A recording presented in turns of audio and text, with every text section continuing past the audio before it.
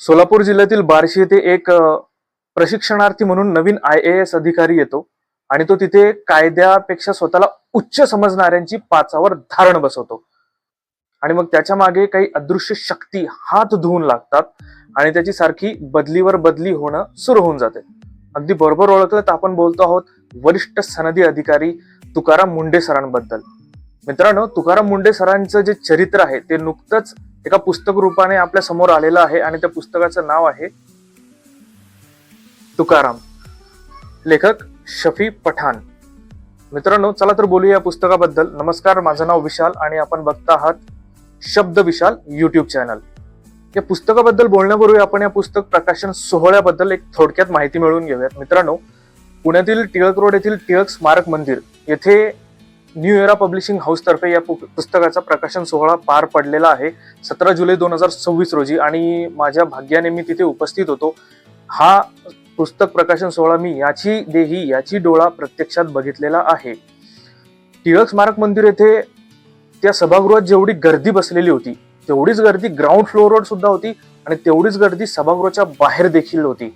आणि या गर्दीमध्ये स्पर्धा परीक्षांचा अभ्यास करणाऱ्या विद्यार्थ्यांपासून ते तरुणाई, काही ज्येष्ठ नागरिक, वरिष्ठ लोक यांनी तुडुंब ते सभागृह भरलेलं होतं.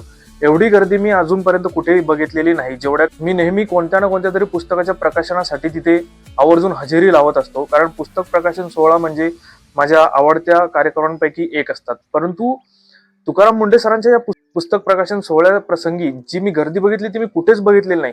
आणि तिथे ज्यावेळेस संध्याकाळी 7च्या दरम्यान बाहेर पाऊस पडायला सुरुवात झाला त्यावेळेस अक्षरशः तुकाराम मुंढे सरांनी तिथे उपस्थित असलेल्या विद्यार्थ्यांना स्टेजवरती येऊन बसायला सांगितलं.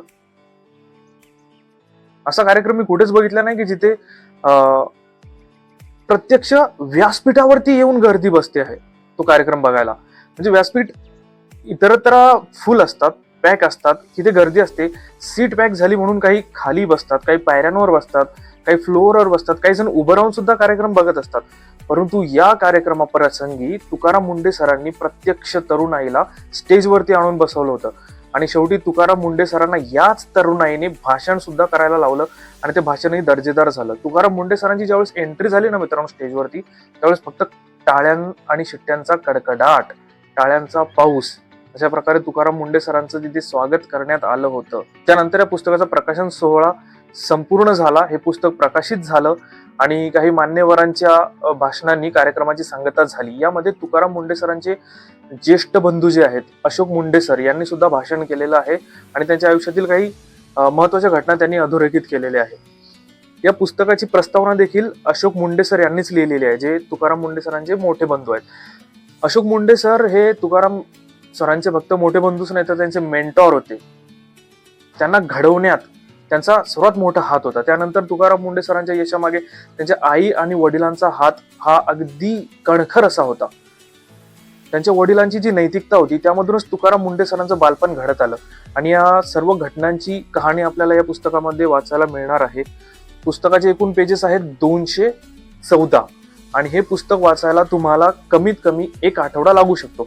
आणि जर तुम्ही पट्टीचे वाचणारे असाल, तुम्हाला वाचण्याची सवय असेल, तर तुम्ही 2 दिवसात सुद्धा हे पुस्तक वाचून पूर्ण करू शकता. पुस्तकाची भाषा एकदम सोपी आणि सुटसुटीत अशी मराठी आहे. पुस्तक वाचताना कुठंच बोर होत नाही किंवा रटाळ वाटत नाही किंवा शब्दांचे अर्थ समजायला अवघड जात नाही.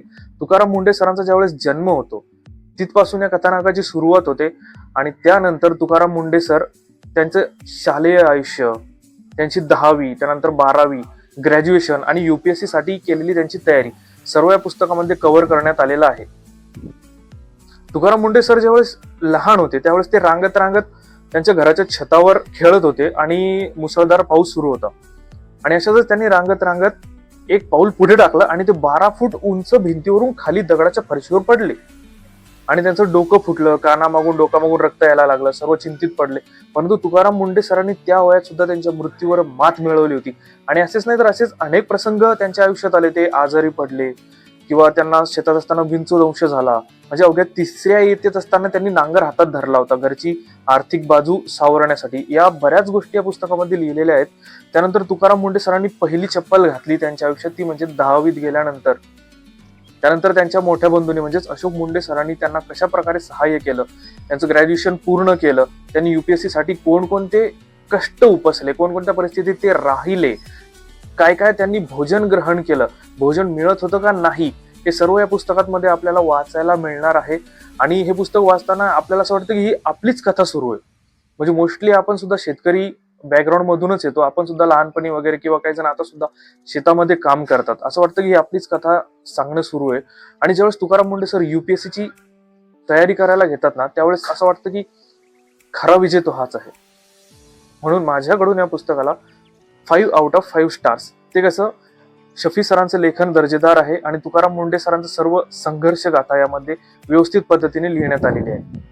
व्हिडिओ आवडला असेल तर लाईक करा आणि अशाच दर्जेदार पुस्तकांची माहिती बघण्यासाठी चॅनलला सबस्क्राईब करा. भेटूया पुढच्या व्हिडिओमध्ये. जय हिंद.